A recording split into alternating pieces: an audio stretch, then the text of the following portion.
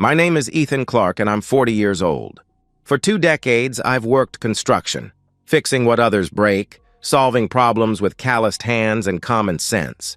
I manage repair crews now, but I still remember the weight of a hammer, the satisfaction of something broken made whole again. It's honest work. You can't lie to a foundation. It either holds or it doesn't. 5 years ago, I married Madison Hall. She was 33 then, a corporate strategist at one of those glass towers downtown where everyone wears suits that cost more than my truck payment. We met at a charity fundraiser. My company was doing pro bono renovation work for a shelter, and I was there installing track lighting. She was there networking, champagne flute in hand, designer dress catching the light I'd just installed. "You're the one making this place shine," she said to me, and I thought she meant the lighting. Later, she told me she meant me. The attraction was immediate despite our different worlds, maybe because of them. She said she loved how straightforward I was, no corporate games, no double-speak. Just yes or no, broken or fixed, truth or lies. I admired her ambition, the way she commanded a room, how her mind worked 3 steps ahead of everyone else. We balanced each other, or so I thought. Our house sits in the suburbs, 3 bedrooms, 2 baths, nothing extravagant. I did most of the renovations myself, rebuilt the deck, installed crown molding, converted the garage into a proper workshop. Madison would bring me coffee while I worked, kiss my dusty forehead, tell me how lucky she was to have a husband who could build things instead of just talk about them. We never had children. Madison's timeline didn't allow for it. Senior management by 40, partner track by 45. "After I make partner," she would say, "then we can talk about babies." I respected that.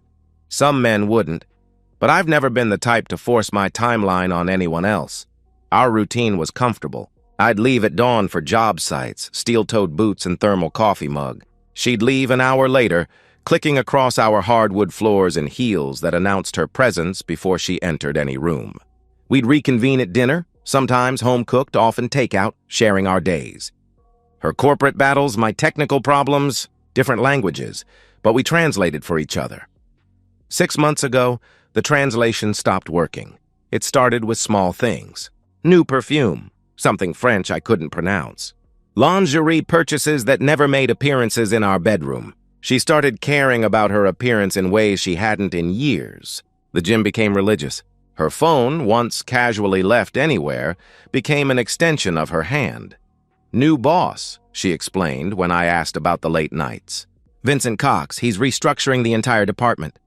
I need to prove myself, Vincent Cox. Even his name sounded like everything I wasn't. Smooth, sophisticated, probably never held a tool heavier than a Mont Blanc pen. Madison would mention him casually at first. "Vincent thinks we should pivot our strategy," she'd tell me. "Vincent has this interesting theory about market penetration," she'd add. Then the mentions became more frequent, more animated. Her eyes would light up describing his business acumen. When she talked about our weekend plans, that light dimmed. Our intimate life, once satisfying if predictable, became a scheduled obligation. When I reached for her, she'd claim exhaustion. When she initiated, it felt performative, like she was checking a box on her to-do list. Twice I caught her checking her phone during, claiming it was work emergencies. The 3rd time I stopped trying. I'm not naive. 20 years on construction sites teaches you about men and marriages. I've seen enough good men destroyed by bad women to recognize the signs. The locked bathroom door during phone calls. The sudden interest in client dinners that somehow always ran late.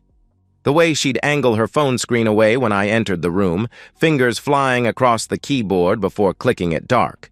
But I'm also methodical. You don't tear down a wall without knowing if it's load-bearing. You don't accuse without proof. So I watched. I made mental notes. Her Tuesday evening conference calls taken in the garage. The weekend strategy session that required a new dress. The smile, soft, secret, nothing like the one she gave me anymore, that bloomed across her face when her phone buzzed. Last Tuesday, she came home at midnight. I was in the kitchen, laptop open, pretending to review work schedules. "You're up late," she said to me, not quite meeting my eyes. "Big project tomorrow." "You?" I replied. "Vincent needed help with the Horizon presentation," she answered. She set her purse down, careful not to let it tip. I'm exhausted. Going to shower and crash. I watched her walk upstairs, noticed her hair was already damp at the roots, noticed the faint bruise on her neck that her concealer couldn't quite hide, noticed she was carrying her heels instead of wearing them. After her shower, her second of the evening apparently, she kissed my forehead and went to bed. I sat alone in our kitchen in the house I'd renovated with my own hands, at the table I'd built from reclaimed wood, and made a decision. I opened my laptop and typed, "Private investigators near me." The search results loaded quickly. Discreet, confidential, experienced. Words that promised answers to questions I wasn't sure I wanted to ask, but needed to. My finger hovered over the mouse. Once I clicked, there would be no unknowing what I learned. Some doors once opened can never be closed again. I thought about our wedding day, Madison in white, promising to forsake all others. I thought about trust, about vows, about the difference between paranoia and preparation. Then I thought about that bruise on her neck. I clicked the first result and began filling out the contact form. Name, phone number. Brief description of services needed. The email confirmation arrived with a soft ping that felt louder than it should in the empty kitchen. Whatever I found, there was no going back from this moment. The foundation of my marriage was already cracked. Now I would find out if it could be repaired, or if it needed to be demolished completely. I closed the laptop and climbed the stairs to our bedroom. Madison was already asleep, turned away from my side of the bed, her phone charging on her nightstand, password protected and full of secrets. I lay beside my wife of 5 years and wondered when she'd become a stranger. Wondered if she'd ever really been anything else. Wondered what price I'd pay for the truth. Some doors once opened can never be closed again, but some doors need to be blown off their hinges. The investigator's office sat above a dry cleaner in a strip mall nobody noticed. Perfect for a business built on being invisible. Dylan Murphy, former police detective, 15 years of seeing marriages implode. He didn't judge. He didn't comfort. He just delivered truth, documented and time-stamped. "I need 4 things from you," he said, sliding a form across his cluttered desk. Her schedule, vehicle information, workplace address, and 2 weeks' payment up front. Cash preferred. I'd come prepared. 3,000 in hundreds. Withdrawn over several days from different ATMs. Money from side jobs Madison didn't know about. Weekend bathroom remodels, emergency repairs. My rainy day fund had become a storm shelter. "This is comprehensive," I said, handing over Madison's daily patterns mapped out like blueprints. Yoga Tuesdays and Thursdays. 6 a.m., office by 8:30. Lunch, usually at her desk unless client meetings. Evening departure times varying wildly lately. Dylan studied the information with professional detachment. Affairs follow patterns. Hotels between noon and 2. Parking garages after 6. Weekend conferences that don't appear on company calendars. I'll have preliminary findings within a week. Comprehensive documentation in 2, he explained. How comprehensive? I asked. Photographs, times, locations, license plates, hotel records if accessible. Everything you need for divorce proceedings, he replied. He paused. You planning on divorce? I'm planning on truth, I answered. He nodded, understanding. Truth costs extra sometimes. Pain always comes free, he said. Those 2 weeks stretched like piano wire, taut and humming with tension I couldn't let show. Every morning I kissed Madison goodbye, tasted her deception like copper on my tongue. Every evening I asked about her day, listened to lies layered between truth. Vincent's name appeared in every third sentence now, bold and unashamed. At work, I became obsessed. Every measurement exact, every angle perfect, every joint seamless. My foreman, Jerry, 23 years in the trade, noticed. You're cutting lumber like it owes you money, he observed during lunch break. Just focused, I replied. Focused is good. Whatever you're working through, handle it clean. Seen too many men handle it dirty, he advised. I thought about that word, clean. Nothing about this felt clean, but it would be precise, methodical, documented. 10 days in, Dylan called. Coffee shop on Riverside. 20 minutes, he said. I told Jerry I had a dental appointment, drove across town with my heart hammering against my ribs. Dylan was already there, manila envelope thick as a brick beside his black coffee. "You're not going to like this," he warned, sliding the envelope across the Formica table. "But you need to see it." My hands were steady as I opened it. 20 years of construction teaches you to control your body even when your mind is screaming. The first photograph stopped my breath. Madison entering the Marriott downtown, Tuesday, 12:47 p.m. Vincent Cox's hand on the small of her back, proprietary and familiar. The second photo, them at the registration desk, her laughing at something he said. The third, leaving 3 hours later, her hair different, her makeup smudged, his tie loosened. I flipped through them methodically. Multiple hotels over 2 weeks. His Mercedes in empty parking garages, windows fogged. A conference room after hours. Madison perched on the desk edge, skirt hiked, Vincent between her legs. Both laughing like they'd invented joy. The last set destroyed me. Vincent pressing Madison against his car. Her fingers in his salt and pepper hair, his hands gripping her waist like she belonged to him. The kiss was hungry. Desperate, nothing like the mechanical pecks she gave me. "There's more," Dylan said quietly. He pulled out a typed report. "Vincent Cox, 45, married 17 years. Wife's name is Patricia, 2 daughters, 14 and 16. He makes 3 times your wife's salary. This isn't his first affair according to sources, but your wife seems special. They're not subtle at the office. Joint lunches, extended meetings, inside jokes. People notice. His wife?" I asked. "Doesn't appear to know. She's a pediatric nurse, covered in the society pages for charity work. Coaches their daughter's soccer team," he informed me. I studied Cox's photo. Handsome in that soft, expensive way. Probably never changed his own oil, never split wood, never felt satisfaction from physical labor. Everything about him was theoretical, abstract, leveraged. Is this enough? I questioned. For divorce? More than enough. This level of documentation will significantly impact asset division. Judges don't look kindly on this extent of deception, Dylan confirmed. Continue surveillance. 1 more week, I instructed. Dylan raised an eyebrow. You sure? You have what you need. I want everything. His patterns, his wife's schedule, their routine. Everything, I insisted. That's moving beyond documentation into something else, he observed. Yes, I acknowledged. It is. That evening, I installed new locks on my workshop toolboxes. The envelope went into the bottom drawer, beneath warranty papers and instruction manuals. Evidence buried under the mundane, like Madison's betrayal buried under routine. She came to the workshop around 9, glass of wine in hand, wearing one of my old flannel shirts and nothing else, a move that would have worked 6 months ago. You've been distant, she said, running fingers along my workbench. Everything okay? I looked at my wife, this woman I'd built a life with who was systematically destroying everything we'd created, and smiled. Just tired. Big project deadline coming up, I replied. She moved closer, wine breath and that new perfume. Maybe you need to relax, she suggested. Her hand touched my chest. Vincent says stress is the mind killer. He recommended this meditation app. Vincent says a lot, doesn't he? I interrupted, something flickered in her eyes. Fear? Excitement? He's brilliant with corporate psychology. You'd actually like him, she insisted.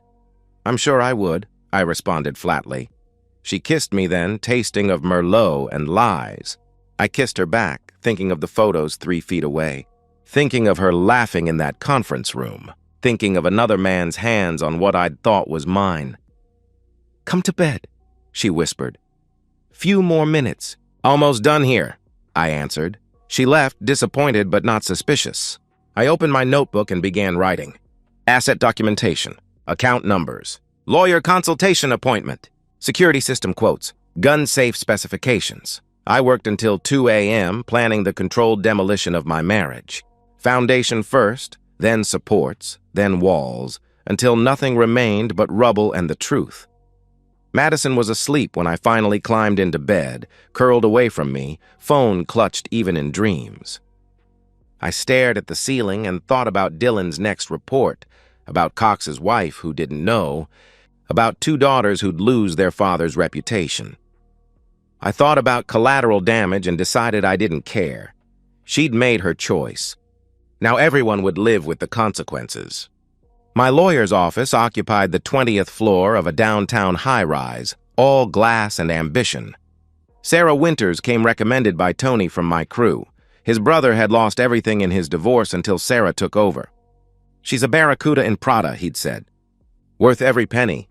Sarah reviewed my evidence with the intensity of a structural engineer examining blueprints. "This is exceptional documentation. Most clients bring suspicions. You've brought proof," she observed. "What does it mean for the divorce?" I asked. "Everything. Infidelity at this level, with this documentation, influences equitable distribution significantly. The house, purchased before marriage but jointly titled, that's complex. But with evidence this comprehensive, we have leverage," she explained. "We spent 3 hours cataloging assets. The house, Ford $20,000 mortgage nearly paid. 2 vehicles, retirement accounts. The joint savings Madison had been slowly draining, small transfers. $500 here, $800 there, to an account I didn't know existed. It's legal," Sarah explained. "Joint means joint, but it shows intent. She's preparing her exit. What about support?" I inquired. "Spousal support?" Sarah pulled up calculations. "With her income exceeding yours by 40%, you could qualify. It would hurt her monthly." "No, I don't want her money. I want her to have nothing of mine," I stated firmly. Sarah smiled, sharp as a blade. "Then we protect your assets. Everything premarital stays yours. The house becomes the battleground," she said. "I'll win that battle," I assured her. "With this evidence?" "Yes, you will," she confirmed. "The security system installation took a weekend. I told Madison it was about recent break-ins. Partially true, 3 houses hit in the last month."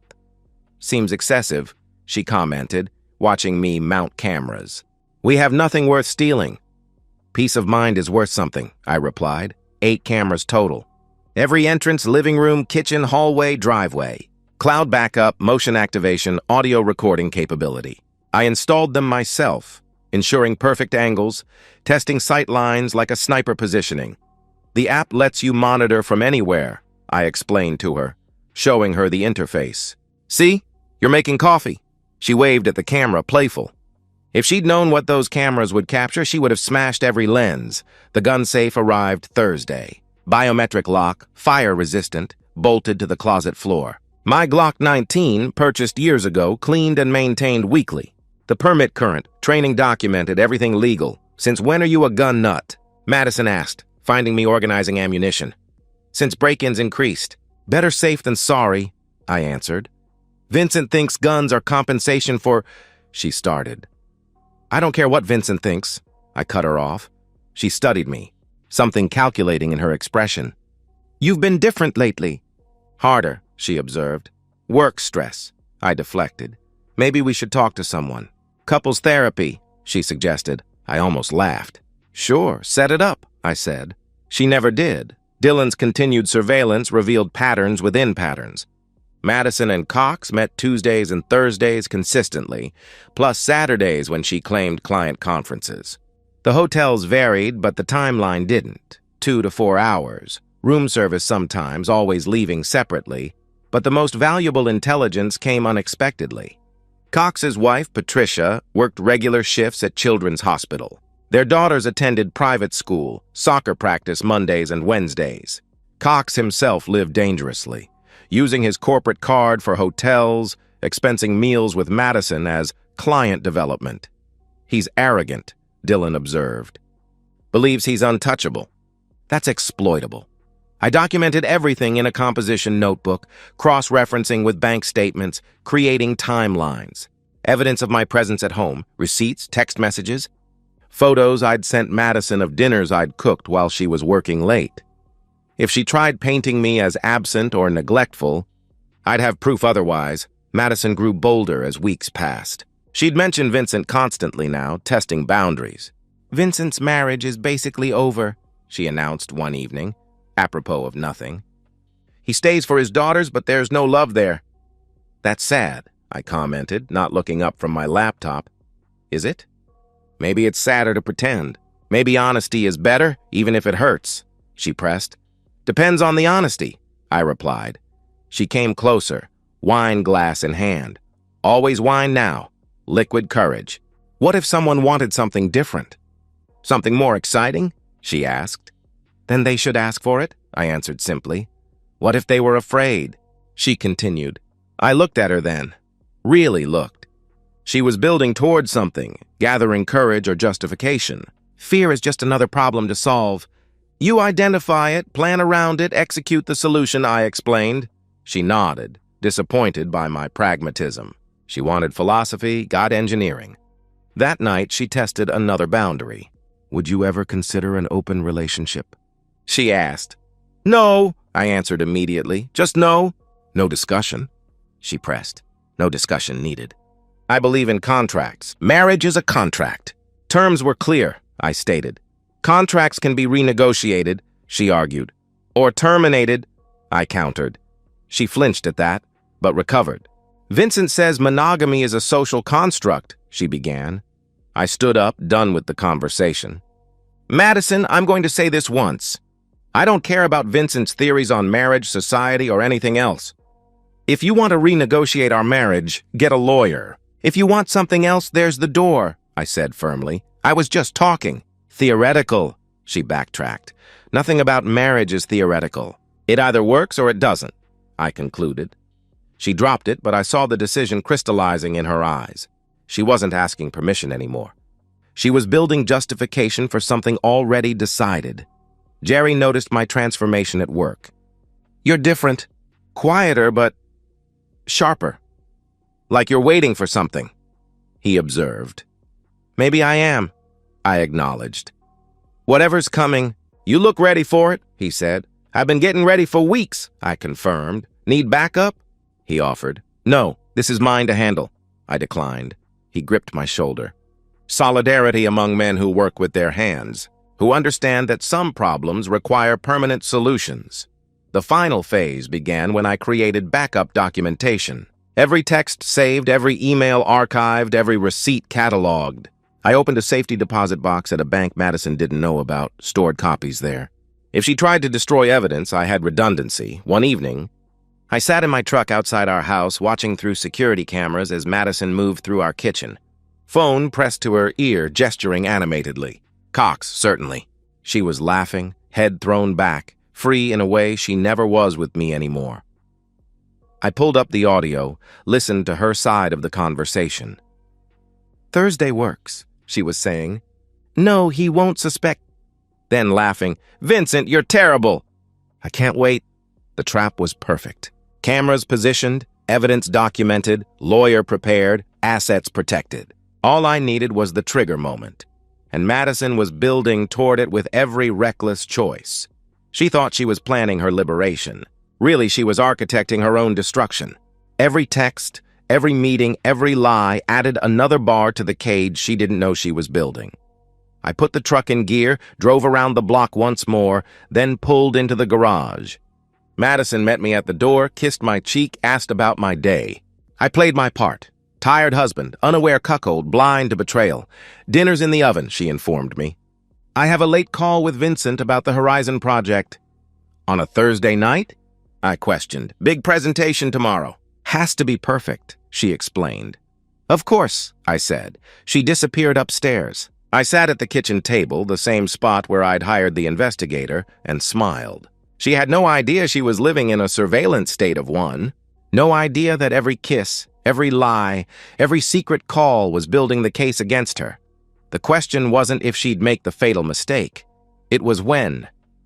Thursday, 6:17 p.m. I remember the exact time because I checked my phone before walking through the garage door. 10 hours of installing commercial HVAC systems, covered in dust and insulation fibers, exhausted in that satisfied way that comes from honest labor. The Mercedes in my driveway stopped me cold. Black, pristine dealer plates still attached. I knew that car from surveillance photos. My pulse steadied. This was it. I entered through the garage, dropping my work bag deliberately loud. Let them know I was home. Let them scramble or stand firm. Either way, the cameras were recording. They were in the living room. Madison on the couch, Vincent Cox beside her, that practiced corporate proximity. Not quite touching, but intimately close. She stood when I entered, and I saw something in her face I'd never witnessed before. Cold entitlement. Cox stood too, positioning himself slightly forward. Protective or possessive, with men like him, there's no difference. His suit probably cost more than I make in a week. Soft hands, manicured nails, the kind of man who'd never thrown a real punch. "Ethan," Madison said, voice artificially calm. "We need to talk." I nodded, said nothing, sat in my recliner across from them. The cameras captured every angle. I kept my expression neutral, hands visible, unthreatening. Let them hang themselves. Madison took a breath. She'd rehearsed this. "I've been unhappy." "We both have." "You must feel it. The distance, the routine." "We're roommates, not lovers," she began.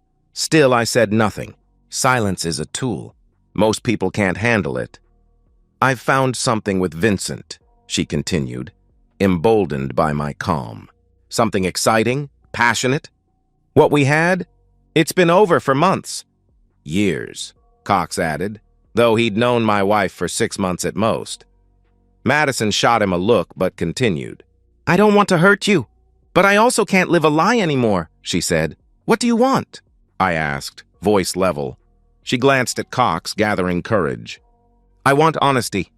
I want us to acknowledge what this marriage really is. A partnership. Financial, domestic, but emotionally? Romantically? That part needs freedom," she explained. "Freedom?" I repeated. "An open marriage," she said quickly. "Vincent and I will continue seeing each other, openly.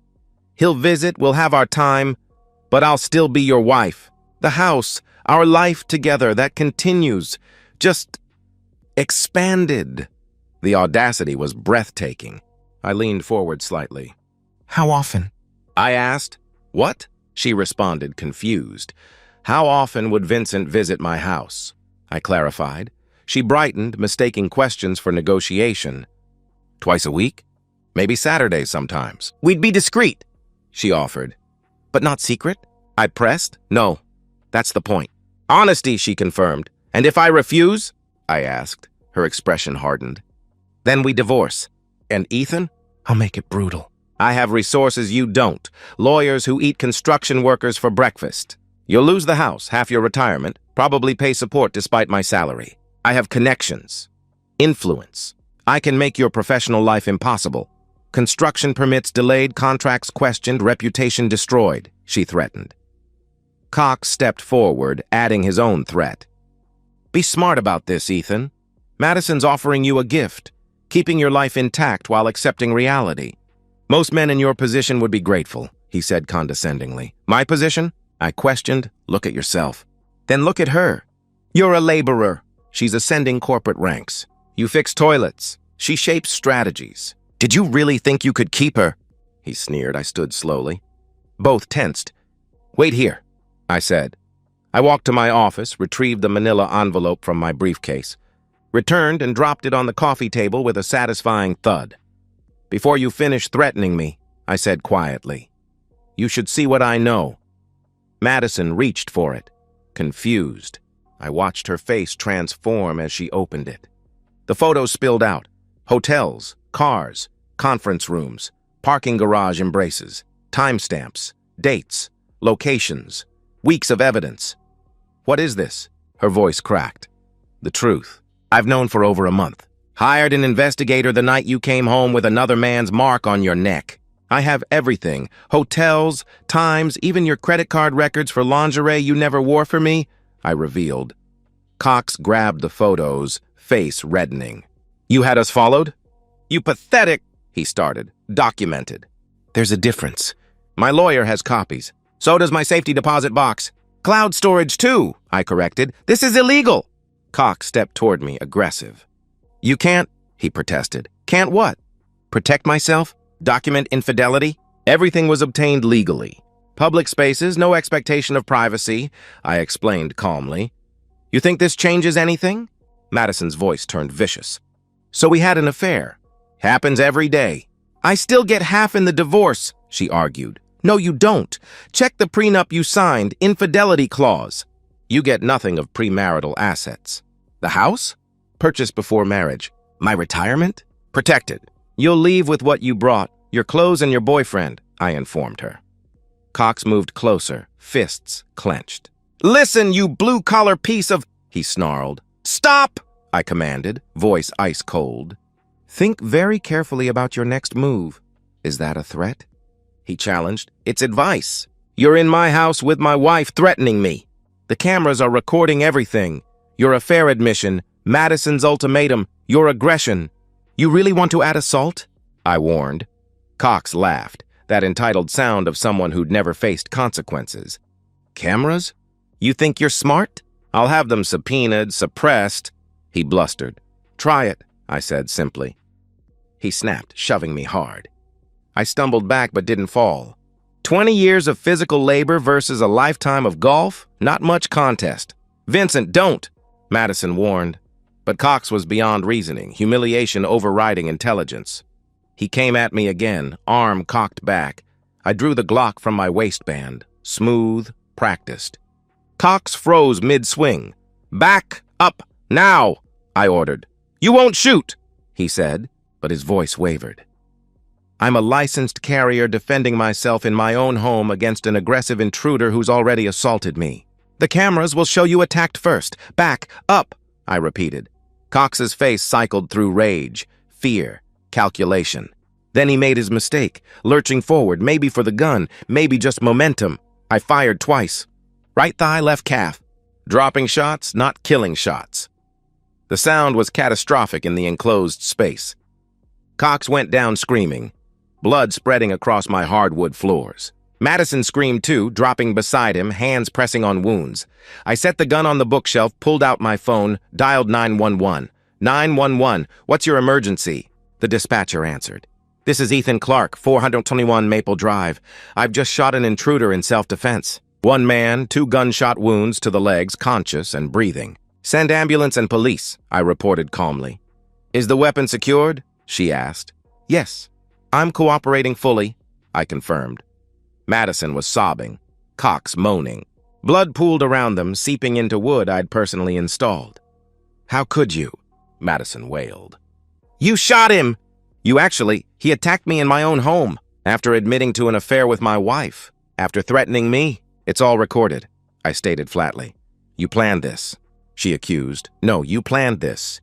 You brought him here. You made threats. He got violent. I defended myself. Legal carry, legal response, I corrected. Ethan, please, I'm sorry, it was a mistake, she begged. The mistake was thinking I'd be a victim, I said coldly. Police arrived in 8 minutes. I met them at the door, hands visible, calm. Explained the situation, showed my permit, directed them to the cameras. The footage told the story exactly as I'd described. Threats, assault, self-defense. EMTs worked on Cox while Madison gave her statement, trying to spin it. But the video contradicted every lie. Cox was stabilized, loaded into the ambulance, Madison following until an officer stopped her. She'd need to give a full statement at the station. An older officer, Sergeant Stripes, worn with experience, reviewed the footage on my phone. Clear self-defense. You'll need to come downtown, formal statement, but based on this? He shrugged. You did what you had to. I know, I acknowledged. Word of advice? Get a good lawyer. This won't be the end of it, he counseled. Already have one, I assured him, as they processed the scene, as Cox's blood was photographed and sampled. As Madison was driven away in a patrol car, I sat on my porch steps. The night was cool, quiet except for radio chatter and diesel engines. My hands were steady, my conscience clear. The confrontation I'd prepared for, planned for, was over. Madison wanted excitement, got catastrophe. Cox wanted to intimidate, got shot. They'd gambled everything on me being weak, predictable, defeatable. They'd bet wrong. The house would need professional cleaning.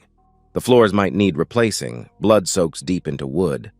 But I'd rebuilt before. I could rebuild again. The police tape would come down eventually. The blood would be cleaned. But what happened in my living room tonight would echo through Madison and Vincent's lives forever. I'd made sure of that. Now I just had to watch them fall apart, piece by piece.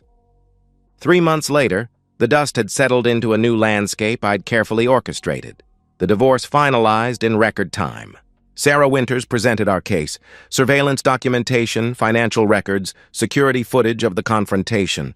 The judge, a woman who'd seen enough broken marriages to recognize patterns, reviewed everything with barely concealed disgust.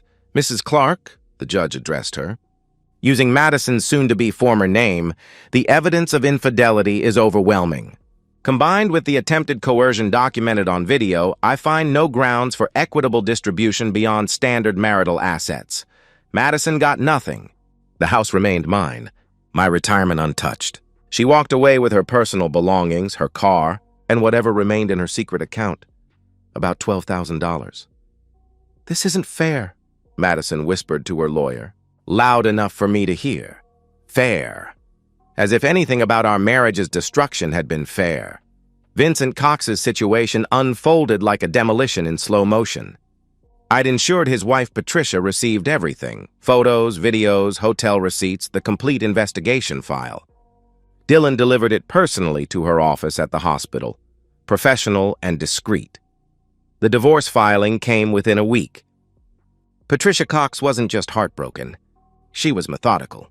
17 years of marriage in a fault state meant she got the house, half of everything, plus substantial alimony. Their daughters sided with their mother. Teenage girls don't forgive fathers who humiliate their mothers, but I wasn't done with Cox. The evidence package I sent to his firm's board of directors was comprehensive. Supervisor-subordinate relationship, company resources misused, ethics violations documented across 4 months. The corporate world that Cox thought protected him turned cannibalistic. He was terminated for cause, no severance, no recommendation, his corporate reputation incinerated. Madison's termination followed 2 days later. Misconduct, they called it. Word spreads in corporate circles like fire through dry timber. Within weeks, both were professionally radioactive. The shooting investigation concluded without charges. Clear self-defense, the district attorney determined. Cox's own statement, given from his hospital bed, confirmed he'd been the aggressor. The security footage was undeniable. He'd entered my home, admitted to an affair with my wife, threatened me, then attacked. My response was proportional and legal. Cox's recovery took months. Both surgeries were successful, but the nerve damage was permanent. He walks with a pronounced limp now, chronic pain his constant companion.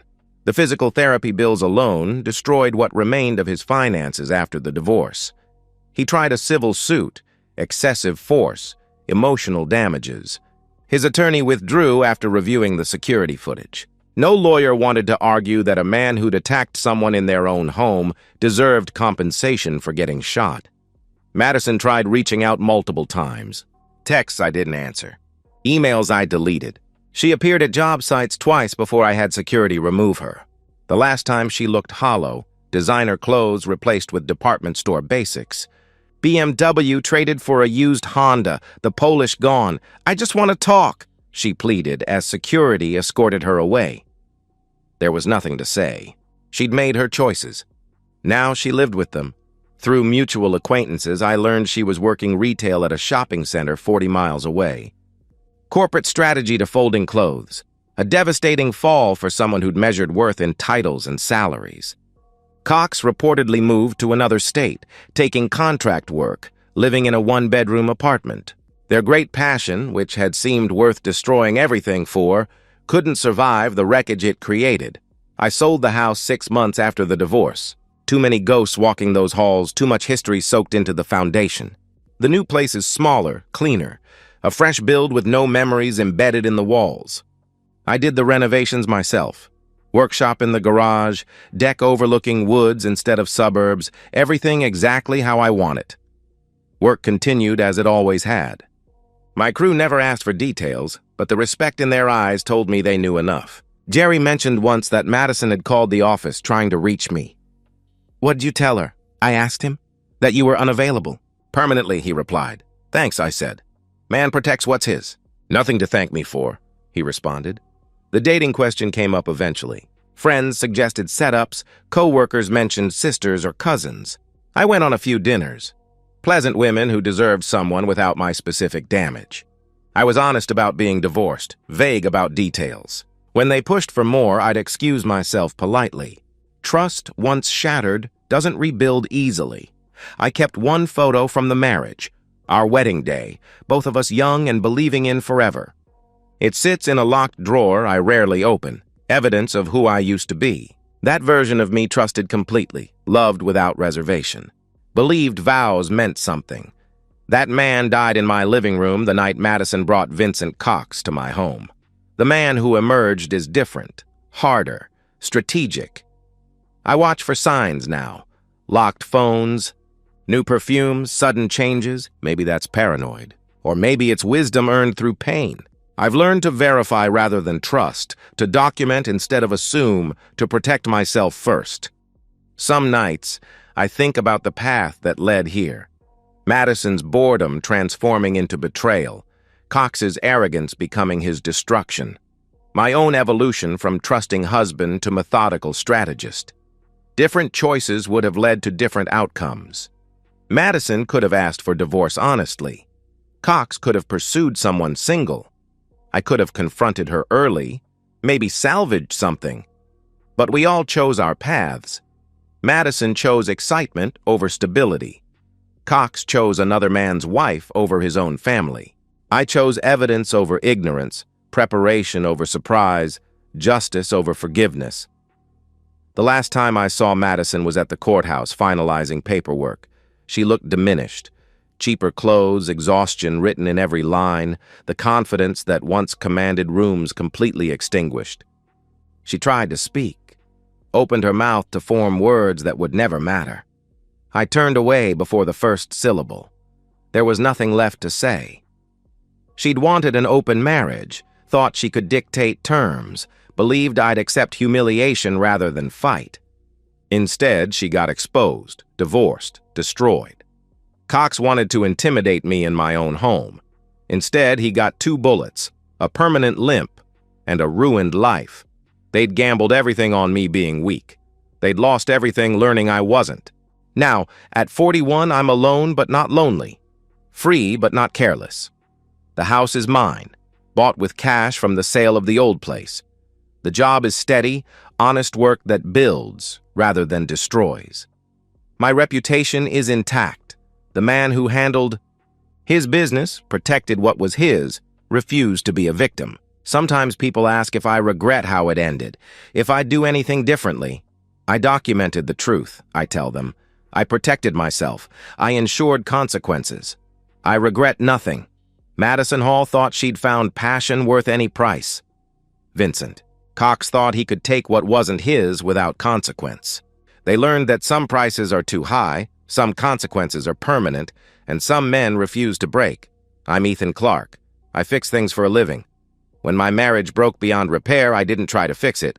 I demolished it completely, then built something better from the rubble. Something that belongs only to me. Something nobody can ever take again. And so, we've reached the end of today's story. Was it what you expected, or did it take a twist you didn't see coming? I'm curious to hear your thoughts. Share them in the comments below, and let's get a conversation going. If this story kept you hooked, make sure to hit that like button. And if you're new here or just haven't subscribed yet, now's the perfect time to join our community. I bring you fresh, captivating stories every day, so click that subscribe button and turn on notifications so you never miss out. Thanks for watching, and I'll see you in the next one.